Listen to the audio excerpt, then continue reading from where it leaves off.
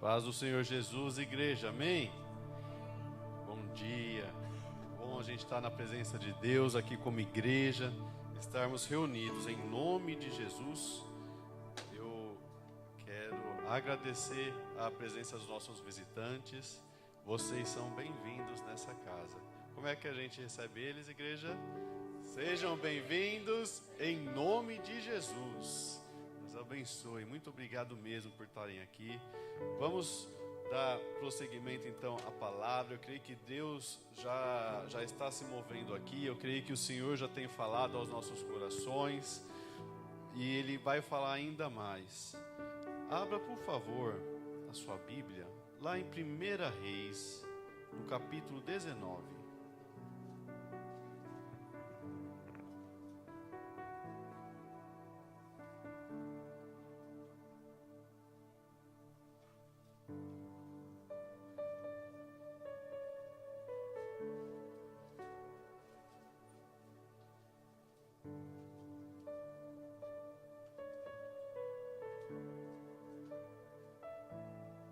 Quem achou, fala amém. Quem não achou, fala misericórdia. 1 Reis, capítulo 19, fala assim a palavra do Senhor. Acabe contou a Jezabel tudo o que Elias havia feito, incluindo o modo como havia matado todos os profetas de Baal. Por isso Jezabel enviou esta mensagem a Elias: que os deuses me castiguem severamente, se até amanhã nessa hora eu não fizer a você o que você fez aos profetas de Baal. Elias teve medo e fugiu para salvar a vida. Foi para Berseba, uma cidade em Judá, e ali deixou o seu servo. Depois foi sozinho para o deserto, caminhando o dia todo. Sentou-se debaixo de um pé de gesta e orou, pedindo para morrer. Já basta, Senhor, disse ele, tira a minha vida, pois não sou melhor que meus antepassados que já morreram. Então ele se deitou debaixo do pé de giesta e dormiu. Enquanto dormia, um anjo tocou e disse: levante-se e coma. Elias olhou em redor e viu perto de sua cabeça um pão assado sobre pedras quentes e um jarro de água. Ele comeu, bebeu e se deitou novamente. O anjo do Senhor voltou, tocou mais uma vez e disse: levante-se e coma um pouco mais. Do contrário, você não vai aguentar a viagem que você tem pela frente. Elias se levantou, comeu e bebeu, e o alimento lhe deu forças para uma jornada de 40 dias e 40 noites até o Monte Sinai, o monte de Deus. Ali ele encontrou uma caverna, onde ele passou a noite. Então o Senhor lhe disse: o que você faz aqui, Elias? E ele respondeu: Senhor, eu tenho te servido com zelo. Contudo, os israelitas quebraram a aliança contigo, derrubaram seus altares e mataram todos os seus profetas. Sou o único que restou, e agora também querem me matar. Saia e ponha-se diante de mim no monte, disse o Senhor. E enquanto Elias estava ali, o Senhor passou, e um forte vendaval atingiu o monte. Era tão intenso que as pedras se soltavam do monte diante do Senhor. Mas o Senhor não estava no vento. Depois do vento, houve um terremoto, mas o Senhor não estava no terremoto também. Depois do terremoto, houve fogo, mas o Senhor também não estava no fogo. E depois do fogo, veio um suave sussurro. Quando Elias ouviu, cobriu o rosto com a cabeça, saiu e ficou na entrada da caverna. E uma voz disse: o que você faz aqui, Elias? E ele respondeu: tenho te servido com zelo, Senhor. Contudo, os israelitas quebraram a aliança contigo, derrubaram teus altares, mataram todos os seus profetas. Sou o único que restou, e agora também procuram me matar. Então o Senhor lhe disse: volte pelo caminho por onde você veio, e vá para o deserto de Damasco. Quando chegar lá, unja Azael para ser rei da Síria. Depois unja também Jeú, neto de Ninsi, para ser rei de Israel. E unja Eliseu, filho de Safate, da cidade de Abel Meolá, para substituir você como meu profeta. Quem escapar da espada de Azael será morto por Jeú. Quem escapar da espada de Jeú será morto por Eliseu. No entanto, preservarei 7.000 homens de Israel, que nunca se prostraram diante de Baal, nem o beijaram. Até aqui, glória a Deus. Senhor, em nome de Jesus, a Tua palavra foi lida nesta manhã, Senhor. Senhor, o Senhor tem total liberdade para falar aquilo que o Senhor tem para falar à Tua igreja. Declaramos que os nossos ouvidos estão abertos para ouvir o que o Teu Santo Espírito tem para falar, Senhor. Apresentamos diante do Teu altar a nossa vida, a nossa casa, Senhor, nosso coração. Que o Senhor encontre terra fértil em nós, para que a mensagem de hoje, Senhor Deus, possa germinar, crescer e dar bons frutos, em nome de Jesus. Amém. Amém, os irmãos podem se assentar.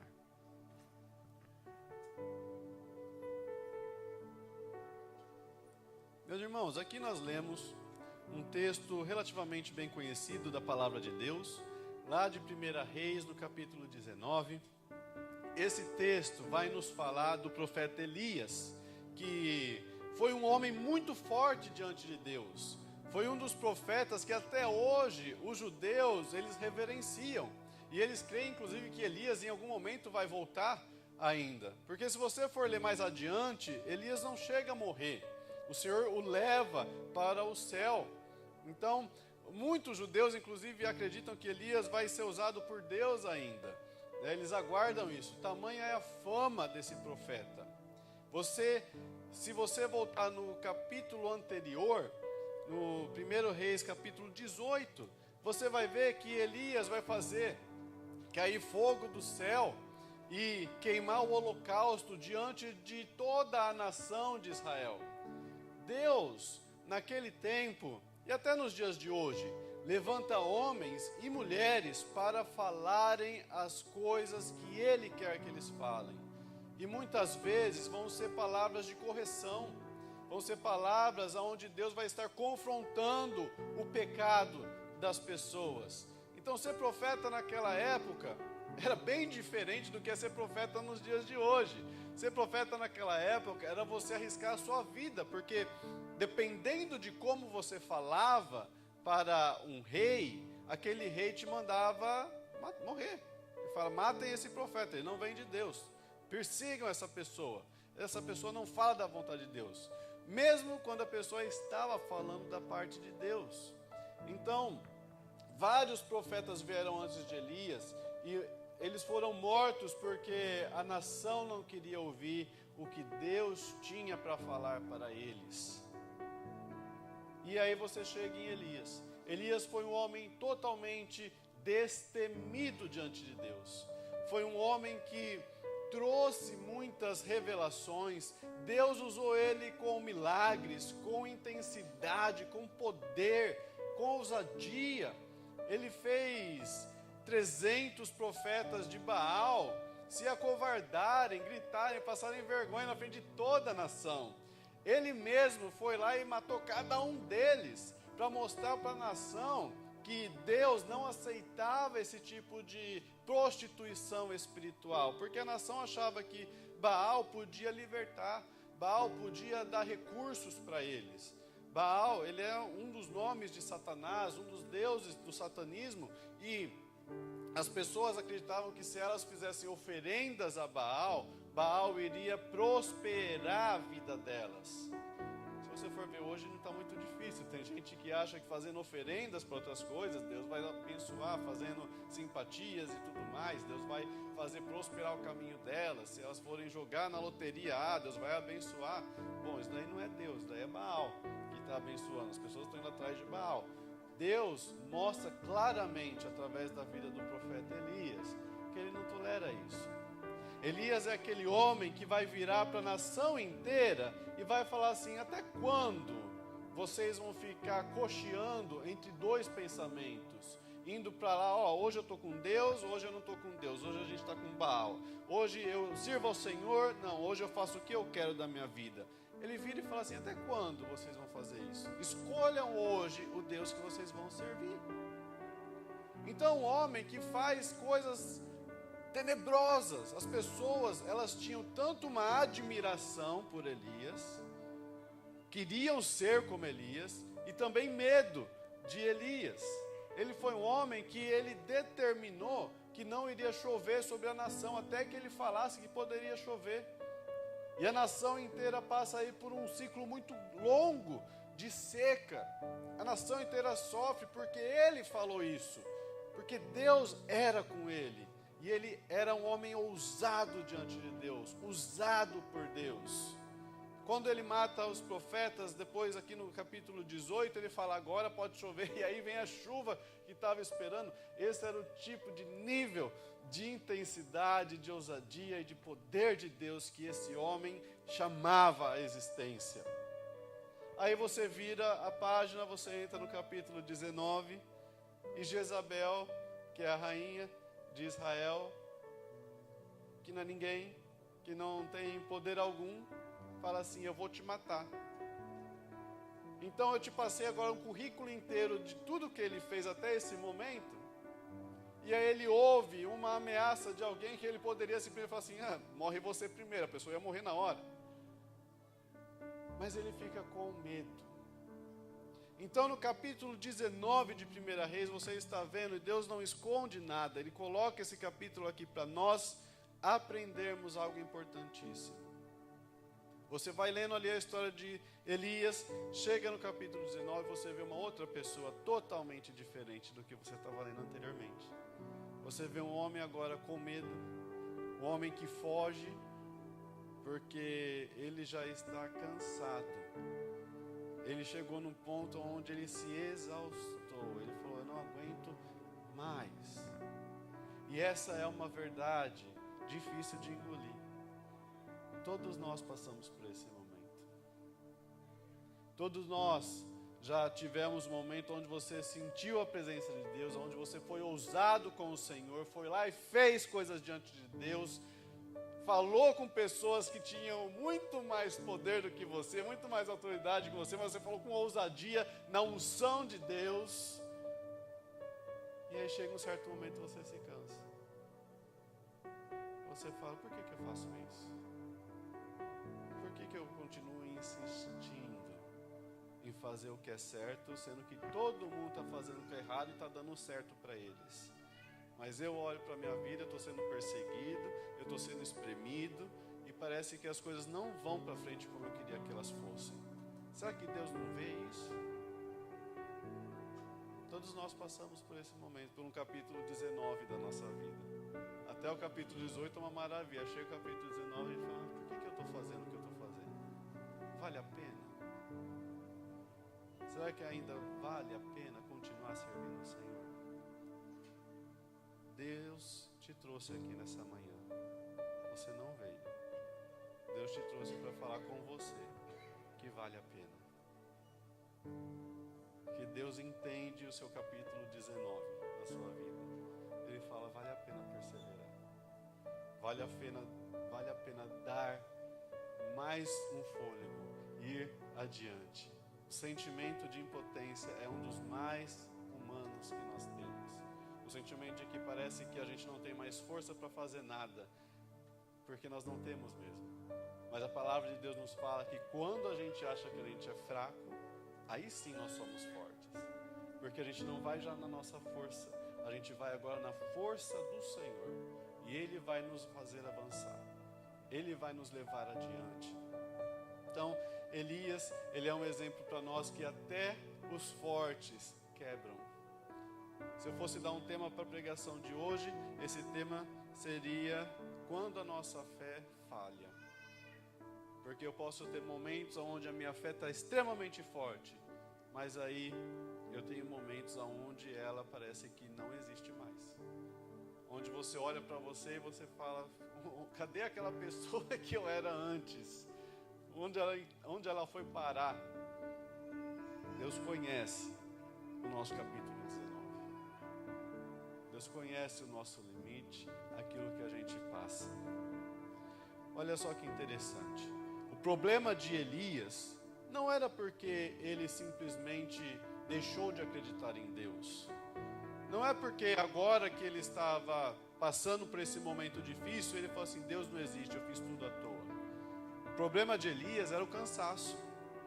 Ele estava cansado, exausto de ser aquele que é perseguido, de ser aquele que fala o que às vezes é óbvio, mas parece que ninguém sabe. Você sabe o que eu estou falando? Sabe quando você fala, você está vendo as pessoas fazendo o que é errado, você fala, para de fazer isso daí é errado.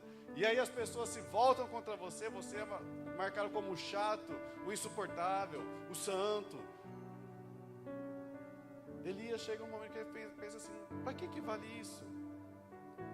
E o que ele fala é, eu não aguento mais. Ele vai diante de Deus, ele fala, eu não aguento mais. Tira a minha vida, Senhor. Aqui a gente vê o temor, porque nós sabemos que o suicídio não vem de Deus, é um pecado.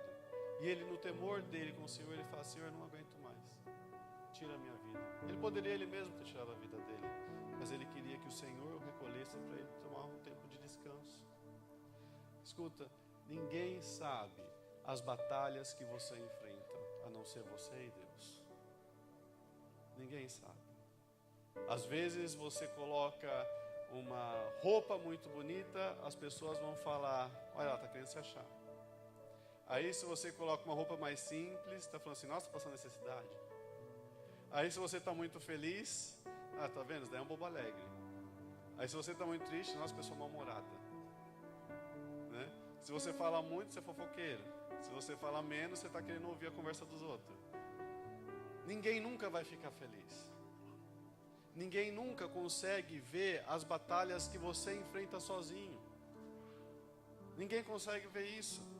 Às vezes os seus parentes lá no Brasil olham você feliz, colocando fotos no seu Instagram, no seu Facebook, aí fala, tá vendo, depois que foi para os Estados Unidos, virou a cara. Depois que começou a ganhar em dólar, virou outra pessoa.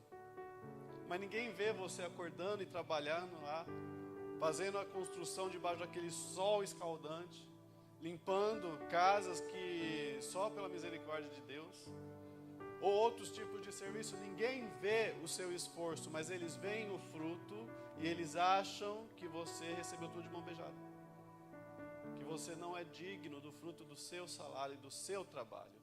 É verdade ou não é? Às vezes nós estamos ali e só Deus sabe como está o nosso coração. Quando você levanta e vai trabalhar, você fala, eu já não aguento mais, Senhor. Mais uma segunda-feira, mais uma terça-feira, mais uma quarta-feira. Mas você continua ali aparecendo, porque existem pessoas que dependem de você. Que se você largar a mão de Deus, muita gente vai sofrer. Mas você permanece ali, insistindo, confiante de que em algum momento Deus vai te honrar. Deixa eu te falar, Deus vê o seu esforço. Enquanto tá as pessoas do lado de fora só apontando o dedo e te colocando para baixo, Deus vê o seu esforço. Deus vê o seu choro. Deus vê aquele momento em que você está indo sozinho, dirigindo, aquele momento que ninguém mais está ali. Às vezes, talvez até no banho, quando você está tomando banho, Deus vê as suas lágrimas se misturarem com a água do chuveiro. Cada uma delas, Deus vê. O seu sofrimento não é em vão no Senhor. Todos nós passamos por um capítulo 19 da nossa vida. Aquele momento onde nós pensamos que já não tem mais o que acontecer, o que fazer diante de Deus. E o que é lindo aqui que Elias nos ensina é que nós podemos ser sinceros diante do Senhor. Elias aqui não tenta se fingir de forte, ele não tenta fazer de conta que está tudo bem. Ele simplesmente fala, eu vou tirar um tempo. E eu vou diante de Deus, eu vou falar, Senhor, tira a minha vida, eu não aguento mais. Ele foi sincero diante de Deus. Ele corre para o Senhor. Ele fala, Senhor, só o Senhor sabe o que eu passo. Só o Senhor sabe como é eu passar a minha vida falando o que é certo, todo mundo ainda assim tocando pedra em mim. E o que é interessante, o que Deus faz quando a nossa fé falha. Primeiro ponto, Deus não repreende Elias. Deus não vira para Elias e fala assim: ô homem de pouca fé, já não fiz tudo até agora, agora você vai duvidar. Deus não faz isso. Deus recebe Elias. Elias está ali dormindo, ele manda um anjo tocar em Elias. Ele fala assim: come, se alimenta. Deus promete alimento. Deus promete presença dele. Deus promete a unção dele. Quando a gente está no final assim, lá onde eu vim, né, a gente tem o termo que a gente fala, o pó da rabiola. Significa que você já não tem mais nada ali. Quando a gente já está ali naquele ponto, Deus nos dá a presença dele. Deus nos dá o conforto que ninguém mais pode dar, só Ele pode nos dar. Ele não vai te jogar, falar: não, você não serve mais, já te usei até agora, agora eu levanto outro. É totalmente errado as pessoas pregarem essa coisa. Deus, Ele nos acolhe, assim como Ele acolheu Elias. Ele fala: vem cá. Deus, Ele nos recebe quando a gente está cansado. Ele não repreende, Ele restaura. Deus dá descanso, comida, água, toque, presença. Porque o que Elias precisava ali não era de mais fé, ele precisava de descanso. Deus tem um descanso para cada um de nós, para mim e para você. Você pode descansar no Senhor, confiar que Deus tem o melhor para a sua vida. Sabe, o Senhor é o nosso provedor e nós devemos entender isso. Existem homens e mulheres de Deus mesmo, que fazem coisas maravilhosas diante de Deus, porém desonram o Senhor porque não descansam. Quando nós não tiramos tempo para descansar, nós desonramos o Senhor, porque nós confiamos que todo o nosso sustento vem da nossa força, do nosso braço, e não do Senhor. Existem pessoas que estão aqui nos Estados Unidos já há 10, 15, 20 anos, nunca tiraram um dia de descanso.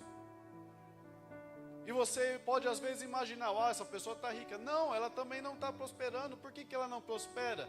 Porque ela não honra o Senhor no seu descanso. Quando nós descansamos, nós estamos falando para Deus: Senhor, o Senhor é o meu provedor, nada vai me faltar, o Senhor é o meu pastor. Então Ele precisa que você descanse. Por que não descansam? Porque não confiam no Senhor. Aqui no cansaço extremo de Elias, o que ele faz? Ele vai descansar. E Deus permite o descanso dele. E Deus provê para ele alimentação. Ele não precisou ir, tinha lá um pão com manteiga a hora que ele acordou, pão assado na pedra quente. Deus faz coisas nos mínimos detalhes para nós. Aquilo que às vezes você acha que ninguém pode fazer por você, de fato ninguém vai poder fazer, mas Deus, Ele consegue entrar com a sua provisão na sua vida. Ele pode te surpreender de formas que você não imagina. Outro ponto que é interessante: quando a nossa fé falha, quando a nossa fé, a gente acha que já não tem mais para onde ir, Deus vai falar conosco de uma forma diferente. O nosso Deus, Ele já se apresenta para nós através da palavra dEle, falando com voz de trovão, com voz de muitas águas, com voz de autoridade. E talvez Elias esperava que Deus ia falar com ele dessa forma, mas quando ele chega no Monte Sinai, que é o monte de Deus, onde Deus se revelou pela primeira vez lá com Moisés, trazendo os 10 mandamentos, ele imaginou que ia ver fogo, ia ver alguma coisa maravilhosa e Deus ia falar com uma voz de autoridade, mas Deus faz questão de falar assim: espera aqui que eu vou passar. E aí você vai ver manifestações, você vai ver trovões, você vai ver terremoto, você vai ver um vento impetuoso. E Deus não estava ali. Mas aí vem um vento suave, tranquilo, e lá estava o Senhor. Isso nos mostra que quando a nossa fé já está falhando, Deus vai falar conosco de uma forma que a gente consegue ouvir Ele. Talvez a sua fé já esteja nesse ponto, pó da rabiola, mas Deus está falando com você nessa manhã. Deus está falando com você: permaneça firme. Eu sei o que você tem passado, Eu sei o que ninguém sabe. Eu sei. Permaneça firme. Deus não precisa trazer um profeta de distância, apontar o dedo e falar, eis que te digo. Deus pode falar com você através da palavra dele num culto de domingo tão cedo. Porque o nosso Deus, ele é um Deus que se preocupa conosco. Outra coisa que Deus faz com Elias, ele muda a visão de Elias. Quando nós lemos aqui em 1 Reis, no capítulo 19, Elias vai falar, Deus vai perguntar para Elias 2 vezes, o que você faz aqui? O que te trouxe aqui, Elias? Elias vai focar no problema dele, ele vai falar, eu já fiz tanta coisa, eu já te servi tanto, mas agora eles querem me matar, e só tem eu. Ele vai falar isso uma vez, Deus vai perguntar de novo para ele. Ele vai falar exatamente a mesma coisa. Eu já fiz muito para o Senhor. Querem me perseguir agora. E eu estou sozinho. Às vezes eu tenho ouvido muita gente ficar falando, não é porque eu sou sozinho nesse lugar. Ninguém é sozinho quando o Senhor está com você. Talvez você seja a única pessoa que sirva ao Senhor na sua casa. Ainda assim você não está sozinho, você não está sozinho. Deus está com você. E quando Deus está conosco, nós somos a maioria. Nós somos a maioria. Então, Elias chega e fala para o Senhor e fala, só restou eu. Deus responde, eu tenho 7.000 pessoas ainda dispostas a fazer a minha vontade naquela nação. A visão de Elias estava tão focada, tão limitada no problema dele, que ele não sabia que existiam 7.000 homens preparados, só esperando Deus dar ordem. Às vezes a gente é assim também. Às vezes a gente está tão cansado que a gente só foca a nossa visão naquilo que não vem de Deus, ou no nosso cansaço, que a gente fica míope para tudo o resto que Deus está fazendo na nossa vida. Mas Deus nos lembra, Deus não vai nos corrigir, nos esbofetear, falar assim, acorda. Deus vai falar, tem mais coisa acontecendo. Existem coisas acontecendo ao seu redor, coisas boas, coisas que você não vê, mas que Deus está fazendo. A palavra de Deus tem um provérbio que eu amo muito, eu gosto muito desse provérbio, que ele fala o seguinte, assim como o homem imagina algo, assim ele é. O que esse provérbio nos fala é que a forma como você vê a situação é a forma, e se vê também, é a forma como você é. Então, e olha só que interessante, antes de eu dar prosseguimento, a neurociência já comprovou isso. Você vai encontrar pessoas que, se elas estão numa ilha deserta e elas veem um monte de madeira, vai ter gente que vai escrever socorro com essas madeiras, esperando alguém vir socorrê-las. E vai ter gente que vai pegar essas madeiras e vai fazer uma canoa e vai embora, e vai sair daquela ilha deserta. Então existem pessoas que elas olham para uma situação e elas pensam consigo mesmas, o que eu posso fazer para sair dessa situação? E existem pessoas que elas olham para uma situação e falam, meu Deus, quem vai me socorrer? Quem que pode estender a mão aqui para me tirar daqui? E aqui que é interessante, porque a forma como as pessoas olham para a situação vai impactar o nível de alegria delas, o nível de fé delas e o nível de experiência delas com Deus. Então, quando você olha para uma situação e você se mostra proativo para buscar entender por que essa situação aconteceu, o que eu posso fazer para sair dessa situação, Deus começa a derramar no seu coração estratégia, discernimento, fé e esperança para você sair dessa situação. Agora, muito interessante, nesse exemplo, você tem dessas duas pessoas, uma fez a jangada ali, saiu, e a outra lá escreveu socorro. A hora que aquela pessoa escreveu socorro, vê o outro na jangada indo embora, ela vai falar, tá vendo, Deus tem preferidos. Tá vendo? Deus não gosta de mim. E ela passa a vida dela com essa visão. Existem pessoas que elas olham para as situações, as dificuldades, e elas acham que elas são injustiçadas por Deus para estarem naquela situação. Enquanto na verdade é a forma como elas olham aquela situação que tem determinado esse tipo de visão e de vida para elas. A palavra de Deus nos fala que o Senhor é justo. Deus não é injusto. Ele dá a cada um de nós a mesma quantidade de fé para a salvação. E aí compete a mim e a você exercitarmos a nossa fé para ela crescer para as coisas de Deus. Então Deus está chamando a sua atenção nesta manhã. Exercite a sua fé. Confie nele. Ele sabe que talvez hoje a sua vida seja o capítulo 19. Mas você tem fé ainda aí. Você ainda tem algo que bate dentro de você. E o Senhor está te lembrando, existe coisa boa vindo. Mas permaneça firme. Deus então corrige a visão de Elias. Elias fala, só eu fiquei. Deus responde, tem 7.000 homens ainda. Deus corrige a sua visão também. Se você tem achado que não existe mais saída, o Senhor quer corrigir a sua visão, porque tem algo preparado, uma porta que Ele já abriu para você. Eu não faço promessas vazias, é o que a palavra de Deus nos fala. A porta que o Senhor abre, ninguém pode fechar, ela já está aberta para você. Então vamos buscar no Senhor para Ele mudar a nossa visão, para a gente não ver o muro, mas a gente ver a porta que o Senhor já preparou. Segundo e quarto ponto. Então, primeiramente, Deus não repreende, Ele restaura. Deus fala de uma forma diferente conosco. Deus corrige a nossa visão. E por fim, Deus renova o nosso chamado.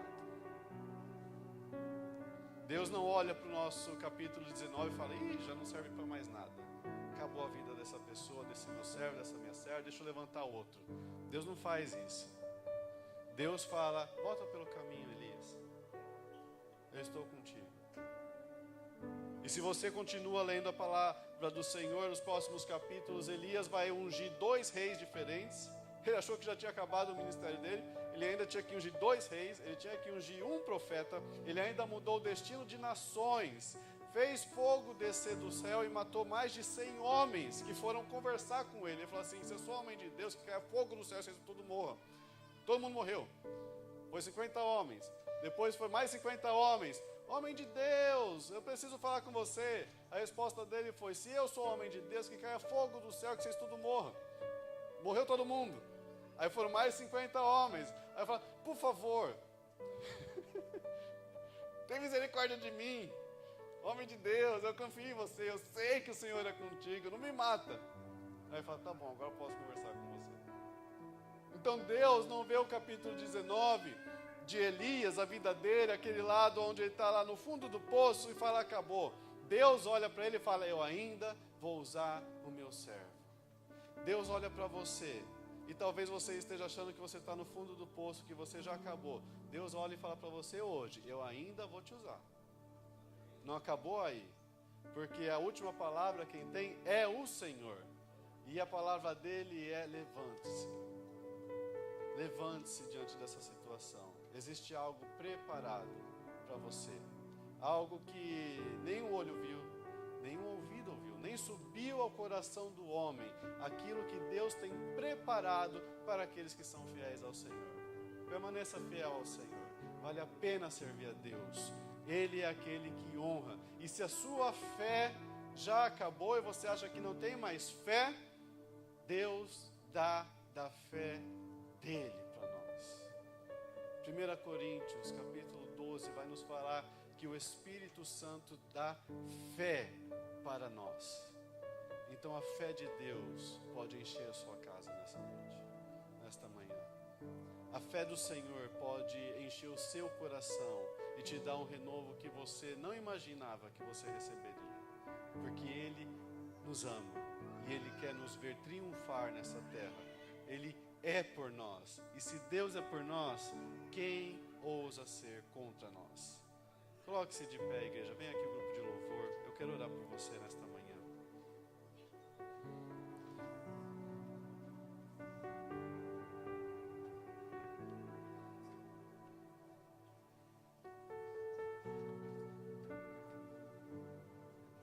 Deus não se escandaliza com a nossa fragilidade.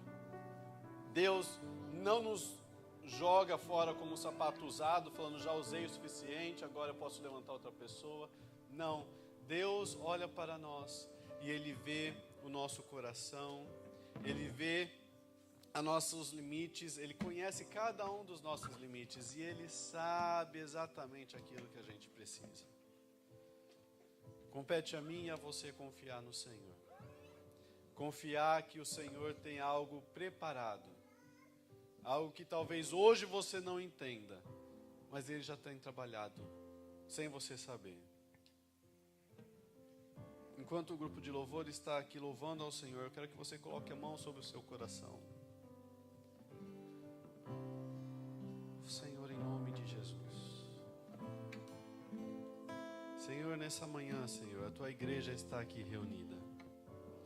Senhor, o Senhor é um Deus que fala conosco nos mínimos detalhes, Senhor. E o Senhor sabe exatamente aquilo que nós passamos, Senhor. Aquilo que ninguém sabe que a gente passa, mas o Senhor sabe, Senhor. Em nome de Jesus, nós apresentamos o nosso coração diante do Teu altar. Senhor, aqui estão, Senhor Deus, os Teus filhos, as Tuas filhas. Que o Senhor comece a sondar o coração de cada um de nós, Senhor. Senhor, aonde existe cansaço, que o Senhor renove as forças, em nome de Jesus. Aonde existe, Senhor Deus, o pensamento de se matar, Senhor Deus, que o Senhor toque a nossa mente agora, em nome de Jesus. Senhor, se alguém já tem pensado em desistir e tem achado que nada tem prosperado, Senhor, mude a visão em nome de Jesus. Senhor, nós apresentamos a nossa vida diante do Senhor, porque o Senhor é bom e nós confiamos no Seu agir, Senhor. Em nome de Jesus, nós repreendemos toda palavra contrária, toda palavra que vem para nos desanimar, que vem para nos fazer ter medo, Senhor, e fazer desistir. Em nome de Jesus, nós declaramos os nossos ouvidos selados, Senhor. Senhor, quando alguém vier trazer uma palavra que não vem do Senhor, nós repreendemos agora, em nome de Jesus, Senhor Deus. Que a gente seja cercado de pessoas que tenham o coração voltado a Ti, Senhor. Revela, Senhor Deus, se nós temos um cercado de pessoas falsas, pessoas que só têm interesses maus. E tira do nosso meio, em nome de Jesus, Senhor. Que a gente possa crescer no conhecimento, na graça do Senhor. Que a gente possa crescer em sabedoria que vem do alto. E nós repreendemos tudo aquilo que não vem de Ti.